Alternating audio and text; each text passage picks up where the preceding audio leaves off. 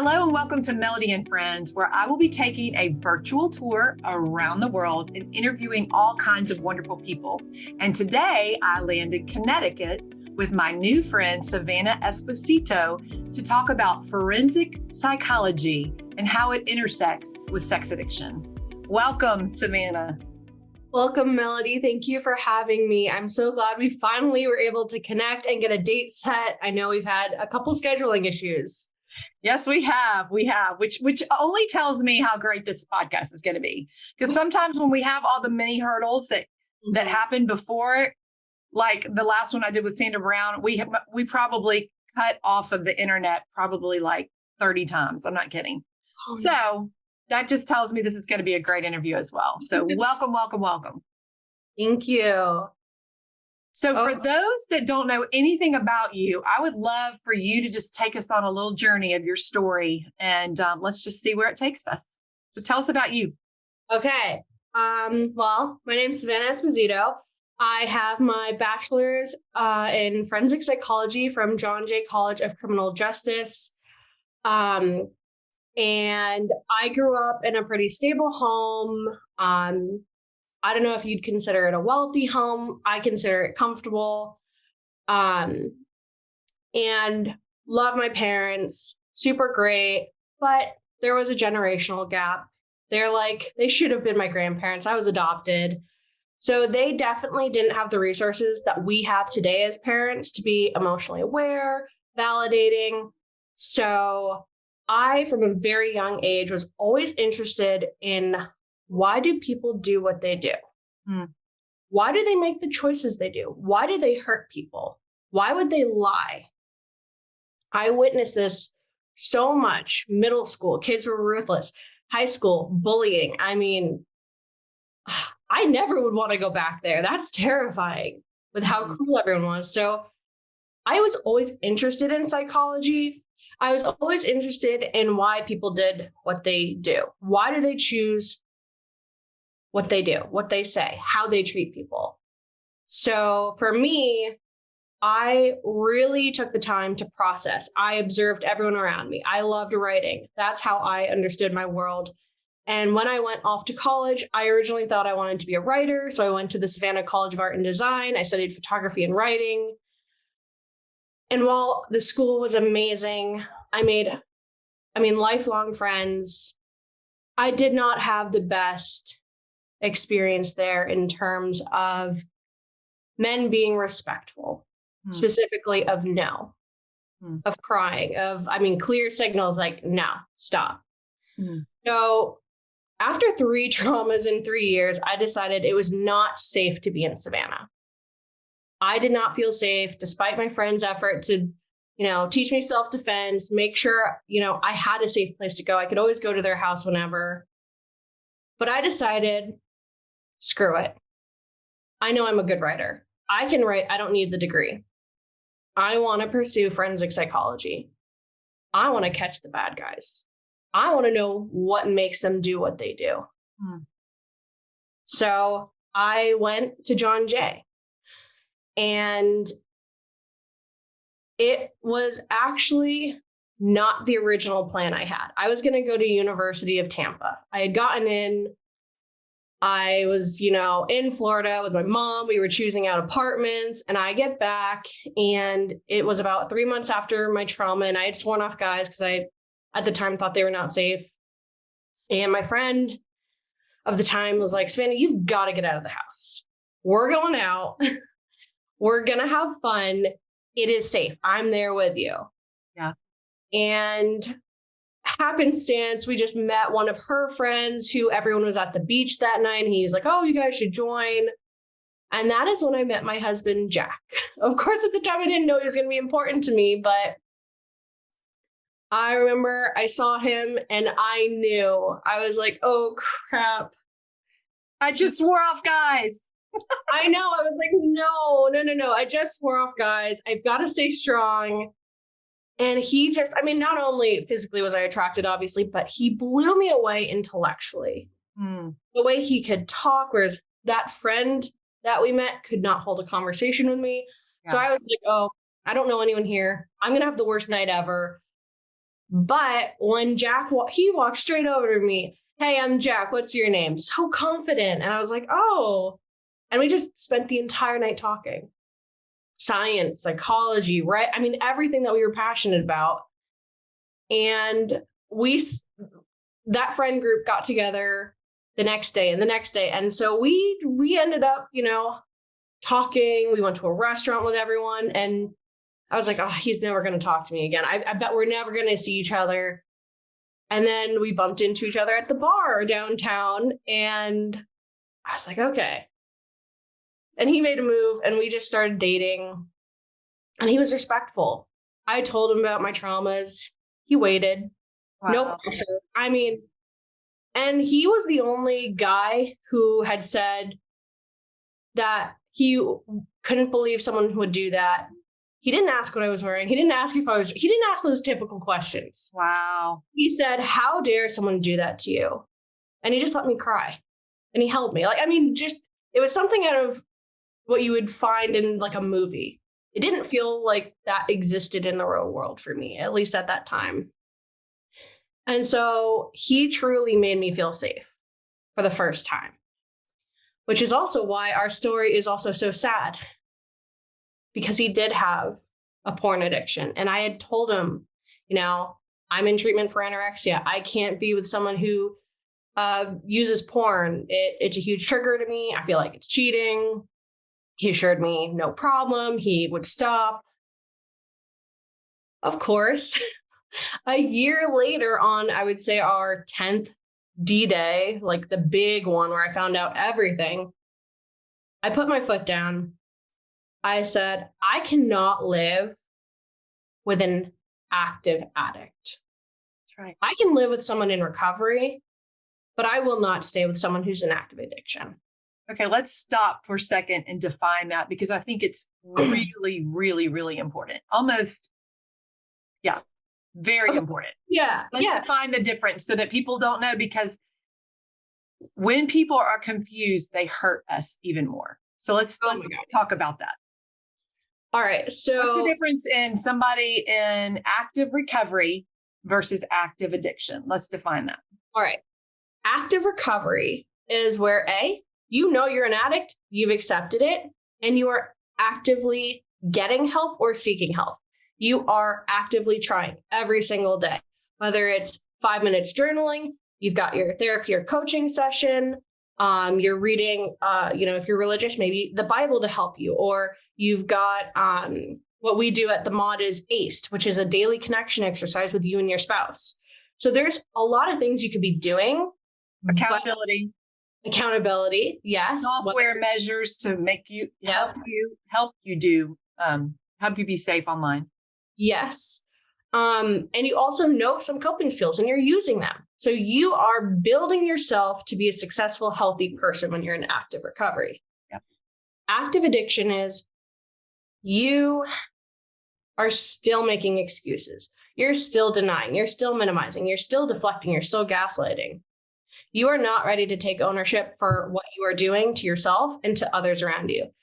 Because while we talk a lot about betrayal, trauma, and how the partners hurt, the sex addict is hurting themselves too. They're destroying themselves. I mean, every client of mine, they hate themselves for what they've done. They hate themselves for the things they've done. And it's lonely. Yeah. And so when you're in active addiction, you're not ready for help necessarily. And you will choose your addiction over your partner. You'll choose your addiction over yourself. Well, and long term, I mean, you can speak to this because I really do want to take a deep dive into forensic psychology. But long term, you're not just dealing with addiction. You're beginning to deal with pathology because you've got a hidden life and you've got pathological lying. And I mean, all kinds of crazy making that your partner experiences. And that's why it's so important for you to differentiate the difference of these. There are guys that struggle with some form of pornography that are in recovery and have accountability and have healthy, successful lives and healthy marriages. But then there are those that don't choose it. And long term, you can't stay in a relationship with somebody who is in active addiction because addiction always wins, right? Yeah, it drowns everyone. It takes everyone down with, basically. Sucks the life out of everybody. Mm-hmm. Yeah. So if addiction is alive, you cannot have a healthy marriage or family or a healthy self. Yeah. So when it comes to specifically sex addiction and forensic psychology, like if you know me and my company, I talk about vetting your help. You don't want to waste money or time. And sex addiction and betrayal trauma, it is a true specialty. Not just anyone can go in and help someone. Right. People may mean well, therapists, coaches, but without the training, without even the life experience, they don't know the nuances. Right. And that's really damaging, and they don't want that. Because helping professionals, our whole thing is we want to help people. So did you say y'all were married 10 years? You said the word 10, and I don't know if that was dating 10 or married 10 when you found out. Oh, you say 10 D-days. I can't remember what you said. 10 D-days within 1 year. Within 1 year. Oh, I'm so sorry. Yeah.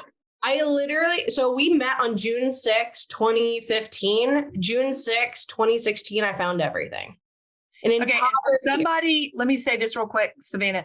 For somebody that might just be listening to this podcast for the first time, they don't know a whole lot of betrayal trauma. They don't know a whole lot of porn and sex addiction. Let me just share that a D-day is like open heart surgery. Okay. Your sternum has been cracked and everything is wide open. They wire you shut. And then the next D-day where you've started to heal, you've now been ripped open again. They crack the sternum open again. So it's that sounds dramatic, but that's really what it is. You finally get some healing. You start moving forward a little bit. And then all of a sudden you're jerked back. You're back on the table and everything's ripped wide open. Would you say that that's probably... Yeah, I mean, I wrote a letter called The Death of 1,000 Cuts to describe what it's like. I mean, it is literally, I told Jack that I'd rather be raped again by my rapist. In fact, I'd rather be gang raped by all three of them than to have gone through this. That is how deeply painful it was. And I know, at the time. Can you say why? Can you say why it was? I mean, you had a relationship with him. He was your primary partner that was supposed to create safety for you and trust and all the things. So you have your guard down, you're with this person, and then all of a sudden you find out that he's got this completely different life. Yeah. I mean, for me, one of my rapists was a boyfriend of the time. So I already understood that betrayal trauma, although I didn't even know it was betrayal trauma at the time. I just knew something felt really, really wrong.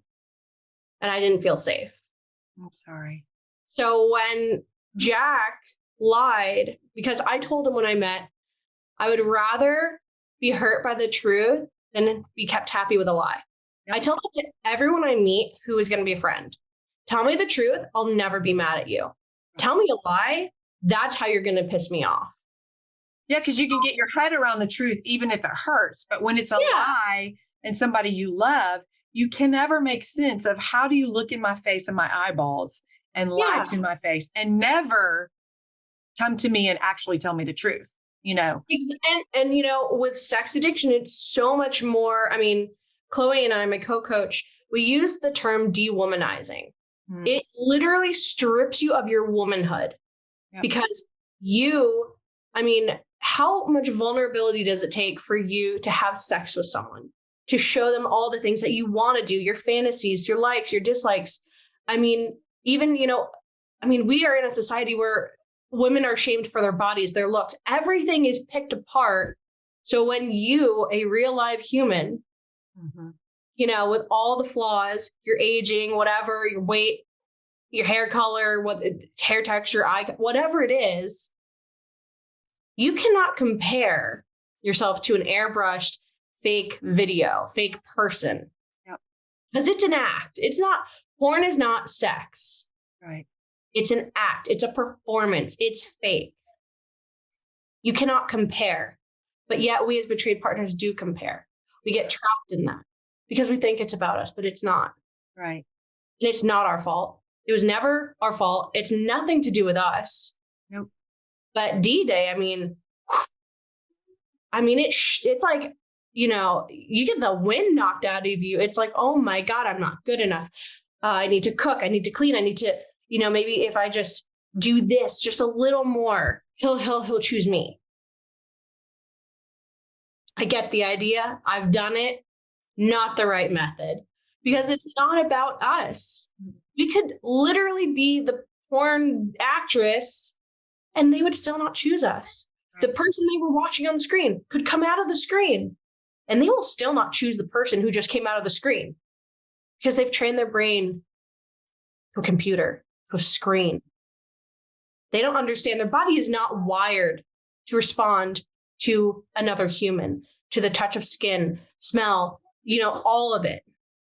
Yeah. And I think, Savannah, just to say, like, especially younger couples, when a woman has, tried to wait until she gets married and she's looking forward to all this, and then they are weeks into the marriage and he can't perform in the bedroom because he's so used to performing to a magazine or to his phone and masturbating. That is a traumatic day for her. Like, why? I mean, he can have sex with me and he prefers this and he can't. I mean, that is devastating for a woman, and really attacks, like you said, the core of who we were created to be, the desire for longing and connection and relationship. We're so designed that way. And it attacks everything that a woman is. It does. And I'm going to reiterate it again. It is not your fault. If you are a betrayed partner listening, it is not your fault. It is not about you. And, traditional AA, you can't cure it. You can't control it. You didn't cause it. Yep. Like it's a mantra you're going to have to tell yourself until you actually integrate it and believe it. Yeah. And it takes, especially if we know that they struggled before us, right? Oh yes. I mean, like this was here before you came into his life. Yeah. I would say 99% of my clients get addicted between the ages of 9 and 12. And I've heard of kids getting addicted as young as 6 these days. So this is such an important topic. Not only, if you're in a relationship and you are the betrayed partner or you are the addict, but as parents, this is such an important conversation because your kids are going to get exposed. Yeah. And you need to have the skills to have those conversations with them and keep them safe. Yeah. Yeah. Okay. So you have 10 D-days within the course of a year. And yes. Are you still in school? Are you still in school at this point with? Oh, yeah. Okay. I had a 4.0 GPA. I mean, I was so happy, but at some point, I remember because I was so devastated. I love cognitive psychology. It's so fascinating. And it was the only class I got a C in. And that dropped my GPA from a 4.0. And I was devastated, because I had to go back to treatment for anorexia. I relapsed after I couldn't take it. It was so much that even what I had learned from my times, because I had been in treatment for anorexia 3 times prior to that, I could not manage it. And I knew I needed help. Yeah. And that was the first time I was trying to balance going to school in New York while being in treatment in Greenwich, Connecticut. So, I mean, there were days I had to miss class. Like I had a medical, like it was just really hectic because I had always had to take a semester off when I was in treatment, and I was able to balance, right? So were y'all married at this point? Were y'all married? No. Okay. No, we got married 2017, and I was pregnant. That was part of, what I mean, we had always talked about marriage, but that was definitely like my mom's old school. She wanted us to be married before that kind of thing. And I mean, he was going to propose in October. We had our wedding in July. It was just a couple months earlier. So, but, for me, especially with a child on the way, I was like, Jack, you've got to get your shit together. We're bringing in another life. We have a huge responsibility, the reason I did stay is because he did try. He did try. And let me tell you, the amount of money and time we wasted on the wrong professionals absolutely sucked. but he was trying. Yeah. He did not give up. He never gave up on us, ever. He didn't give up on himself either. Yeah. And that is so key, because there were many times I was like, I don't think this is going to work. I can't do this. I don't know if we'll ever survive. And he's like, I believe in us, Savannah. I'm doing the work. You're doing the work. We will get, like, he was the rock. That's awesome. Thank God. Like, I was not the rock. I wish I could say I was the rock. I was not the rock. And I think that's part of what really led to our success. Yeah. He did not give up. There was something in him that just drove him to be the best version of himself, because that's always been my mentality. Every day you have the opportunity to take another step towards the best version of yourself. Just because you screw up one day, it doesn't mean everything's over. You have tomorrow to make it better. Right. And you keep making the decisions that support your goals. That is a choice that you have. That is your power. Yeah. No one can take that from you. Yeah. And I think it's safe to say, I want you to take a deep dive into forensic psychology in a minute, but I want to just say this for if a guy is listening, struggling with pornography or sex addiction, or a wife, both of you have to get help. It is a 3-legged stool. It is his recovery, her recovery, and y'all's recovery. Mm-hmm. And sometimes his and hers is actually really, really helpful before we step into the couples portion. And I realize everybody's a little bit different, but just if it's his recovery and you don't do the work, it's really almost not going to work, because you're going to be so triggered and traumatized all the time. If you do all the work, we can't fix or change or control him. It's really, he'll get back into active addiction, and it most likely won't work. So a beautiful process is his recovery with his accountability and his group and his people, and her recovery and her people. And then eventually you can have somebody really step into that space with you guys to really help with just building emotional tools and intimacy and all the things, rebuilding trust and the things to really make the coupleships thrive. Yeah. So, yeah. So talk a little bit about, I'm so curious. I've always been very curious about forensic psychology, and I know it is, I can't even imagine at the rate of which it's changing all the time. Yeah. Well, forensic psychology simply means it's psychology intersecting with the field of law, right? So basically, when I first went on this journey of forensic psychology, I was really into rapists, serial killers. Like, you should see my library. I can't even tell you how many books I have on serial killers, rapists, the psychology of them. But once I found out about my husband's porn addiction, I was like, ooh, this is really interesting. So because I'm a nerd, and anytime I don't understand something, I dive deep. I mean, I will spend months locked away doing research, because that's just who I am. And so I spent years doing research on this. I even conducted my own research, and I presented it to my class. And that's how I have the 43 types of cheating PDF that I have in my newsletter. But I really value understanding, doing the research, making sure you are not cutting corners, you're not ill-educated, that you are very knowledgeable. So in this deep dive, we're talking about law and psychology here. It is not uncommon to hear of, insanity pleas, right?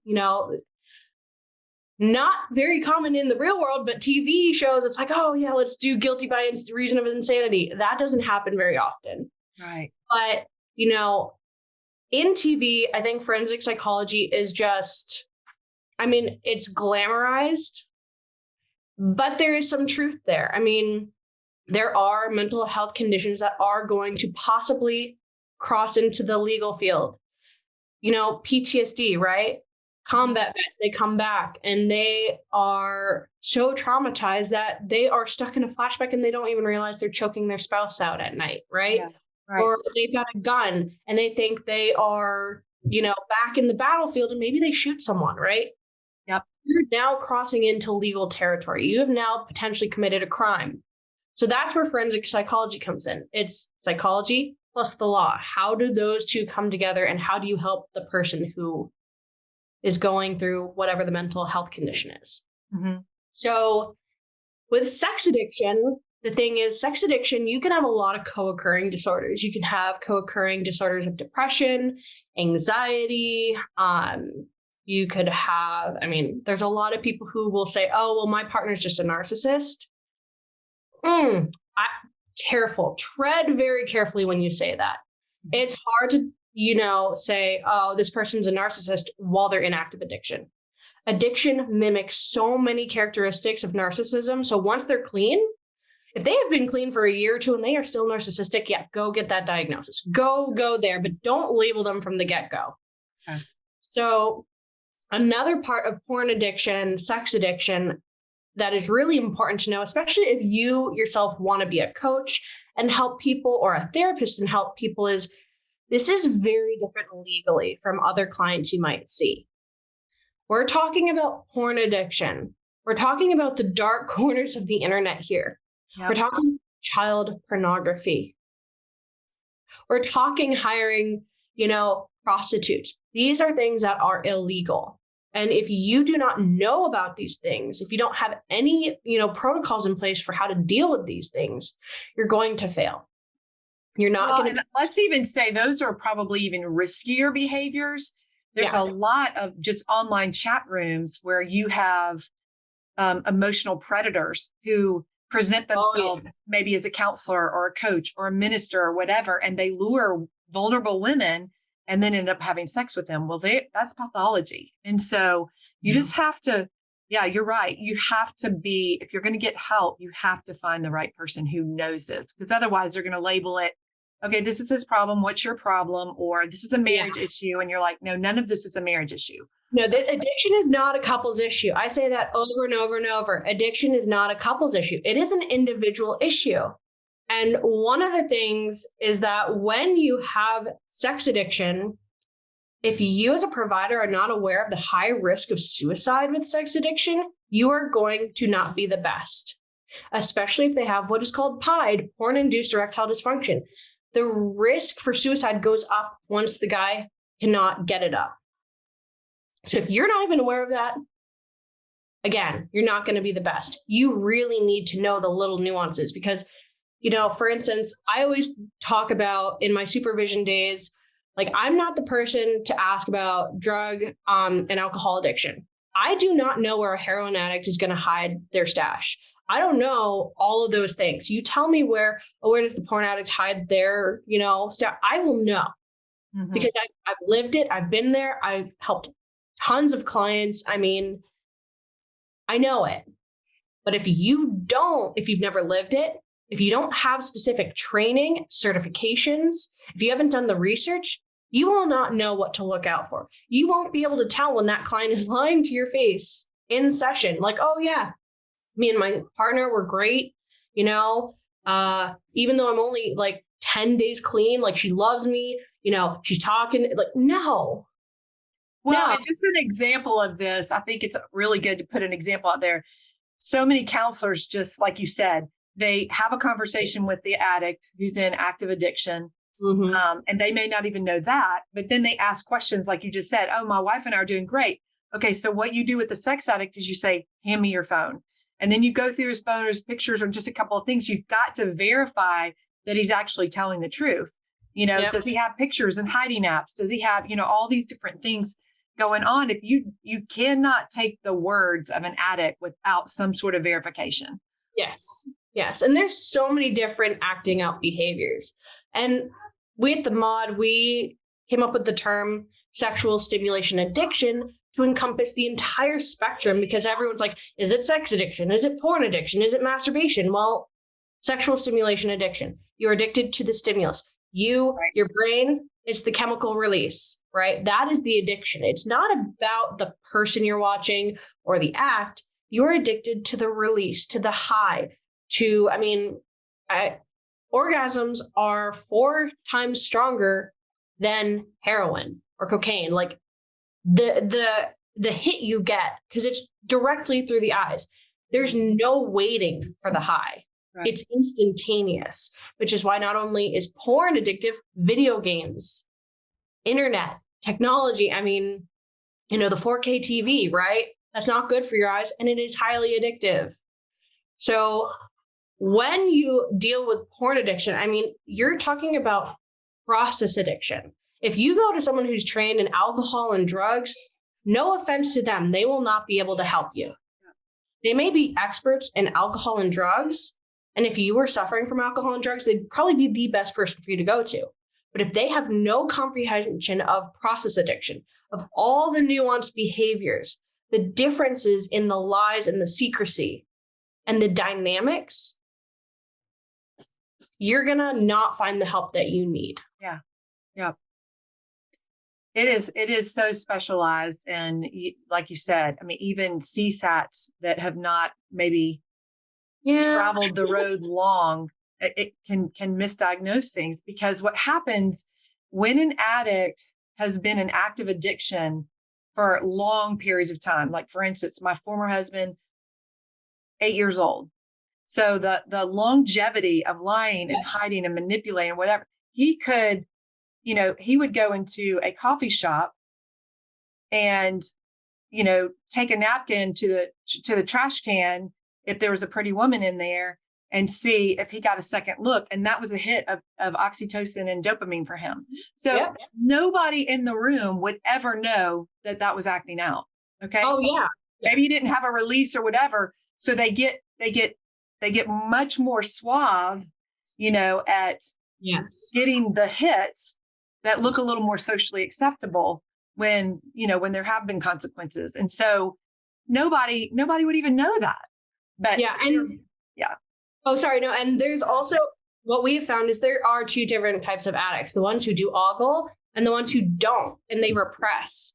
So that's another thing. If you're a professional and if you just go in with the assumption that every addict is going to ogle women and objectify in real life, you're going to fail, because when your client walks through the door and says, I don't ogle women, I don't even remember what I did last night, but I know I used, they are the type to repress. They're the guys who can, remember everything, and they will know every detail of what they watched. Then there are the guys who have no idea because they are so ashamed and they don't want to remember. Or let me ask you this, since you're in forensic psychology, is it shame and they don't want to remember, or is it almost like the alcoholic who blacks out and they don't remember until those new pathways, get rewired? I've always wondered.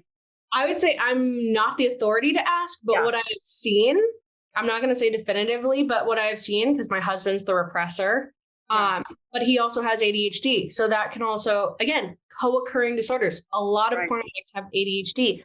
A lot of ADHD people have those time blanks. So for my husband, there's a lot of time blanks, and he is a repressor. He had a lot of trauma in his childhood. And so he learned that I'm going to forget. That's how you survive. I'm going to lose myself in a screen and whatever this video is, and I'm going to forget the reality of where I am, who I'm with right now, so I don't have to feel the pain of neglect of whatever, he was going through. And he's a kid. He's like 9 years old right now. And that's another thing that a lot of betrayed partners, in the beginning, not that they should ever understand, but as you go on that journey, like, originally you see your partner as this enemy, this person who hurt you, but you're like, oh my God, this is a child. This is a hurt, scared child who had no idea to cope with whatever was going on in their life. And because they're kids, maybe they didn't have access to alcohol or drugs, but kids have access to video games and technology and porn. It's so much easier for a kid to access that than to access the substances. So a lot of kids do fall into process addiction. Yeah. And the brain is primed for addiction at that age. Yep. So that's why that age range is so critical to, as parents, just be aware of the development that your child's going through and have those conversations, have those precautions. And, just if you're not aware, you're not going to be able to address it. Sorry, I know we went on a different tangent, but no. I think that was really, really important, because a lot of women, when their husbands are starting to get help, they're still dealing with a 12-year-old, Oh, they are. And it's like, why won't he do this? And why won't he do that? Like, healthy marriages, you have shared responsibilities and reciprocity. And, reliability, and I still can't rely on him, and he doesn't show up and he doesn't finish, and so many things. And so because their brain is stunted. yeah. So you're not just getting help for sex addiction over time. You want to get emotionally resilient. You want to learn emotional IQ to really help them get the tools so they can grow that little boy up. Because although you can feel sad that he is a little boy, at some point that, you're going to have to talk about implementing some things to help you, because it's hard being married to a little boy. Yeah. I mean, that's another thing about sex addiction. I mean, any addiction really, but sex addiction, like, they are stunted. And, alcoholics, maybe they got into alcohol at 12, 16, 18. Right. We're talking about people who have the mental capacity, emotionally speaking, of a 9-year-old, 10, 11, 12 often. Pre-puberty, right? Exactly. And so it's not only that you need, like, depending on what took you to addiction, whether it was trauma, whether it was, biological vulnerabilities, whatever took you there, you obviously have to address the root. But then beyond addressing the root, the trauma, you have to learn life skills. You need to expand your emotional awareness. You need to practice these so you can become a functioning adult. Because time and time again, I see addicts come in completely emotionally immature, have no idea how to really live, and they're getting by in their job. Yep. And they're risking their job because sometimes they use, right? And it's not until they quit and like a year goes by, it's like, oh my God, I just doubled my salary because I got a huge raise because I've been so productive. I think a lot of men don't realize that porn, video games, all this stuff is hindering their ability absolutely to be the best person they can be. And then also a lot of men are motivated by career and money. I mean, what's better than being able to double your salary in a couple of years because you are so productive and getting raises and you're acknowledged in whatever environment you're in? So what else did you learn about forensic psychology? Because I'm so fascinated at how the two intersected, forensic psychology and the sex addiction piece. Well, I mean, aside from, you need to know about the suicide risks, you need to know, again, child pornography. It's just really important to realize that another piece, it's dark, abuse. If you do not have any domestic or sexual violence training in your background, which I do, get it. If you're going to help people, you need to know this stuff. Because a lot of times, people are like, oh, my husband's got an addiction. We need to go to marriage counseling. Let's go. The counselor is trained because marriage family counselors are trained in a family dynamic system where everyone is responsible for whatever's going on. It is not everyone. It is the addict, and that will harm. But a lot of times they're not trained in abuse. So when the addict is showing up to session, which this actually happened to Jack and I, this was a horrible couples counselor who clearly had no idea what addiction meant. He completely gaslit me the entire session. And by the end of session, the counselor's like, you need to loosen your boundaries, Savannah. I'm like, ooh, yeah. It's all like the women, if I had a list of all the women that are like, when they finally get some boundaries and the boundaries are loving, it's like, you're not safe, you're punitive, you're being critical. And it's like, no, I'm literally trying to survive. Yeah. But they don't understand there's trauma, there's abuse going on. Yep. And this is something, if we're talking about all the models of sex addiction treatment, starts with Patrick Carnes and the CSAT, where, baby's the addict, partner has no voice. We move on to Doug Weiss, where it's like the founder of the partners model, and he's trying to balance the scales. We've got other models where, like, I think Dr. Minwalla with the abuse. So it's like it went from one side all the way, like it swings, right? And so the original model wasn't as effective because the addicts are not being held accountable, and they can decide whenever disclosure is going to happen 3 years from now. Sure. The betrayed partner's waiting for 3 years? No. Well, the other part was the focus was on the addict. And it's like, wait, she's in ICU. We've got to take care of her. He can put his big boy pants on for a little while. Let's tend to her, get her stabilized, and then we can layer him in because he's created all this. Exactly. And then the abuse model is, while abuse is there, I disagree with defining the addict as an abuser. There's a difference between someone who is an abuser versus someone who has used abusive tactics to keep the addiction alive. Yeah. Because once they are out of addiction, and especially once I'm like, hey, you're being abusive, the horror on these guys' faces when I tell them that, they're like, it's like I punched them or something because they're so hurt. They're like, oh my God, I've been abusing my wife. Are you kidding me? Oh my God, what do I do to stop this? Like, they are really repentant immediately. So there's a real big difference between someone who uses gaslighting to feed the addiction to keep it alive versus the guy who is, you know, banging down the door trying to get in and beat you, right? There's a very big difference. And so I think that's another nuance that is so important for professionals to know. Because let's talk about covert then. I think that's really important because there's a lot of guys that are not beating down the doors. Oh yeah. But they're entering in, they're in the relationship with silence and contempt and, you know, indifference and all the things that is really a form of psychological abuse that is so harmful to women when she's already dealing with the betrayal trauma and the sex addiction and things like that. Yes. And so while there's the, you know, overt, the, you know, see is the covert stuff where it's like, it's so unspoken when someone else is in the room. Yep. And unless you've been there, you've trained, you know this stuff, you will miss it. Yep. You will miss it when she is dead terrified in that room because he just gave her that look out of the side of his eye. Just something as simple as that tells her she needs to shut her mouth, stay in line, do not rock the boat, get through this session where he's the good guy. Yep. Or she's hypervigilant and then the counselor's like, I think she might be crazy or borderline or whatever. He's picking up all these symptoms that take place. And it's like, I think it was like an aha moment for me, Savannah, when a counselor one time said, you wouldn't put a victim in the room with the rapist to get her healing. I mean, and that's kind of the figurative visual of what it is. Like, she doesn't need to be in couple counseling with the person that's hurt her. She's got to have a reprieve and some safety so she can calm down from all the reactivity that is caused when, you know, she's in harm. Yeah. And I want to kind of follow what you just said, because I can't tell you how many female clients tell me my husband raped me. Whether it is actually a physical rape, because many addicts will, not every addict, but I have seen it.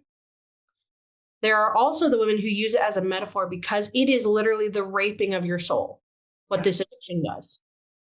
And I told Jack, you know, I died on June 6, 2016.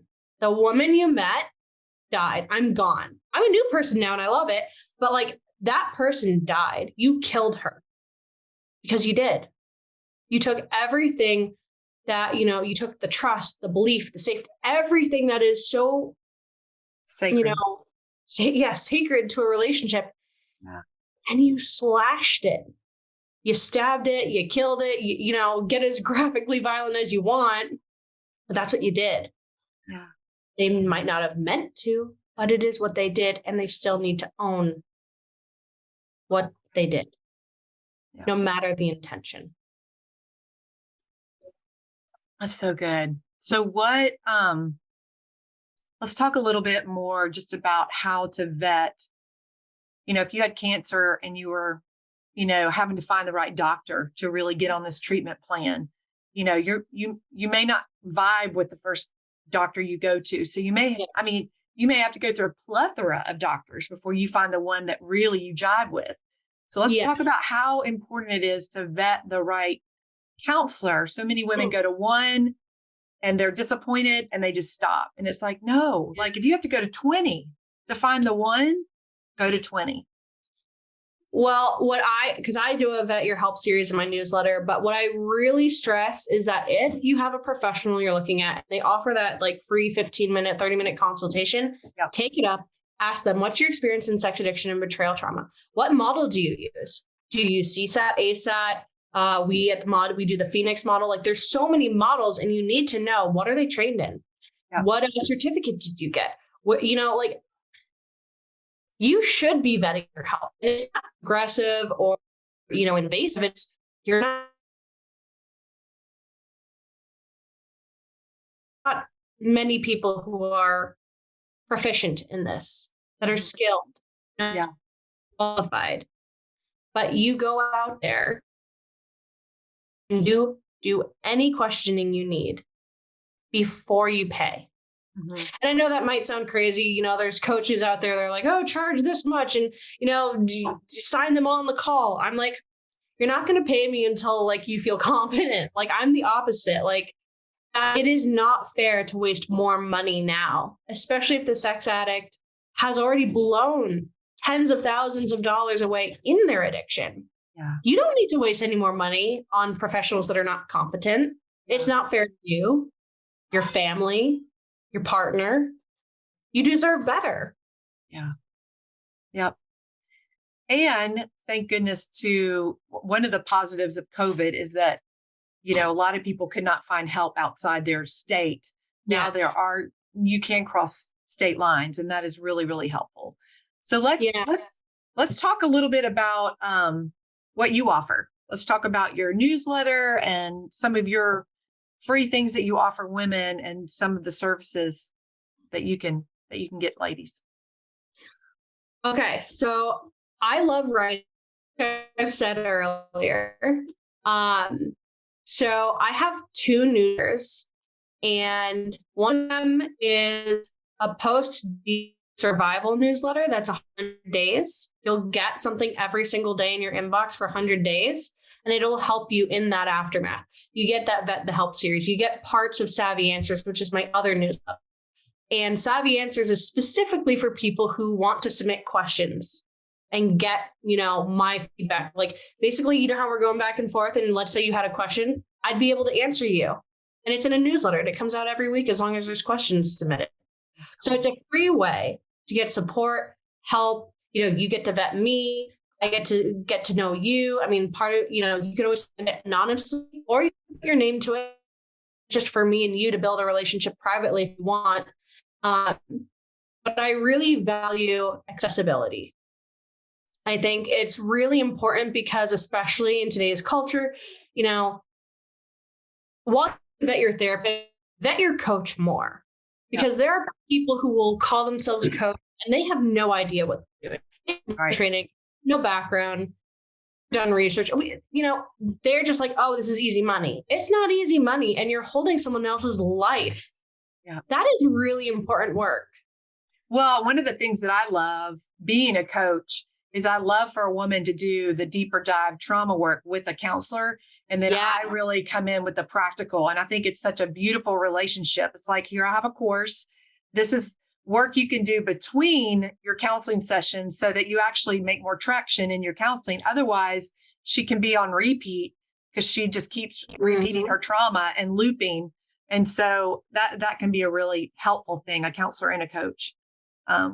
Yes, I think they're so symbiotic.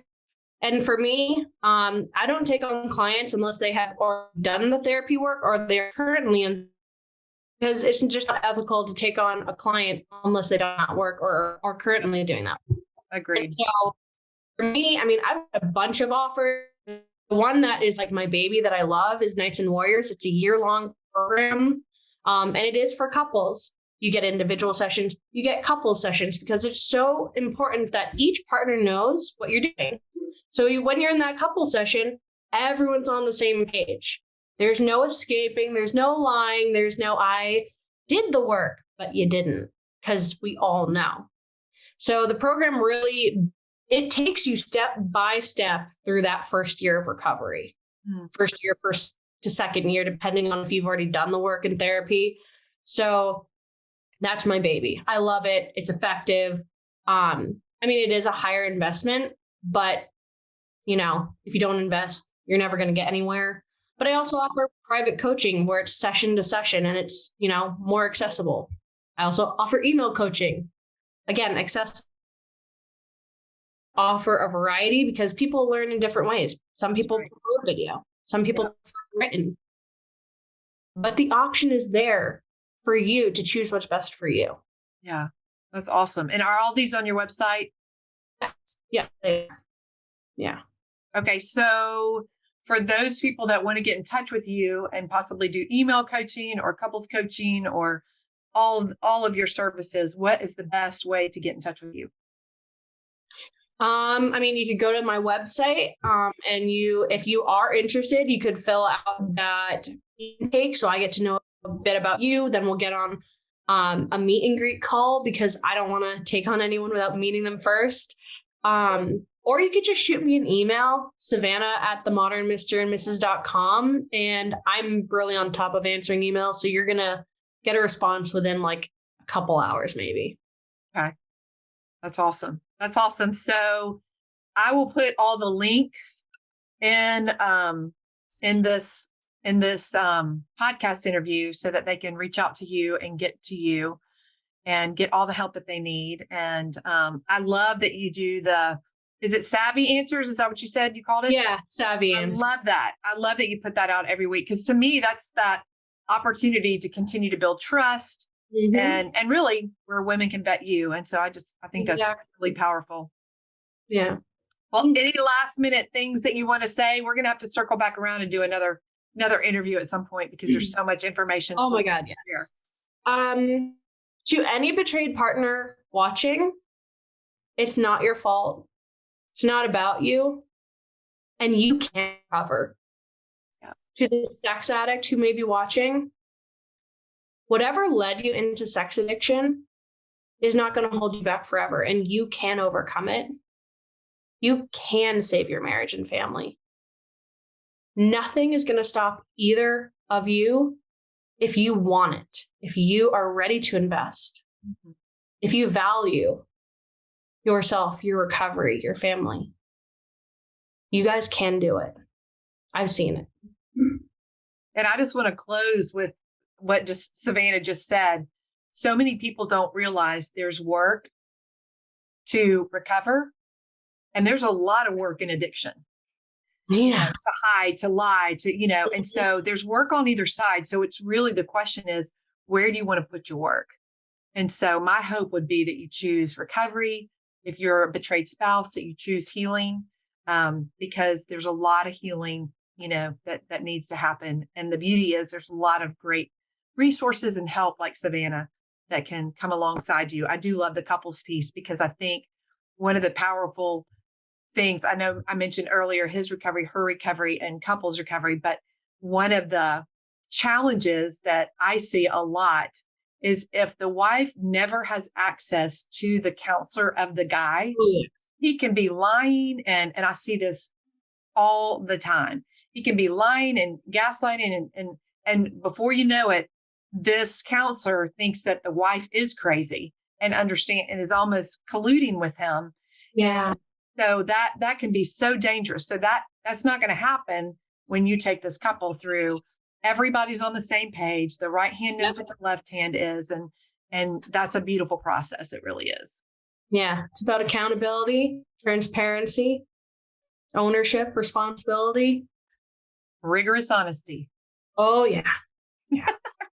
Well, thank you so much for joining us today. I can't wait to get this out into the world and get more women and men the help that they need, the hope that they need, and the healthy marriages that are available if they're both willing to do the work. So thank you so much, Savannah. Thank you. Can I say one more thing? Yep.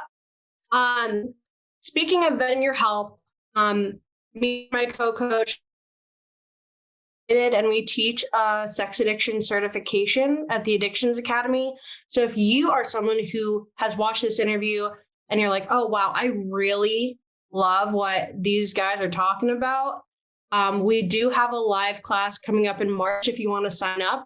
I would love to see you there.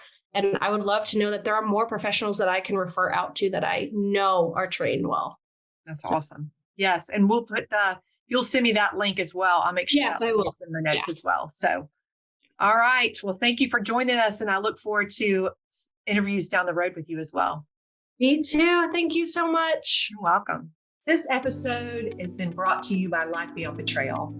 Life Beyond Betrayal is a comprehensive program that provides a community as well as 3 courses for women. The first course is Surviving Trauma Beyond Betrayal. Our second course is called Grieving Beyond Betrayal. And the third course is called Reclaiming You Beyond Betrayal. This is a self-paced program that you can take as long as you want to go through, and also provides a community so you feel like you have the support that you need. So check out Life Beyond Betrayal membership at lifebeyondbetrayal.com.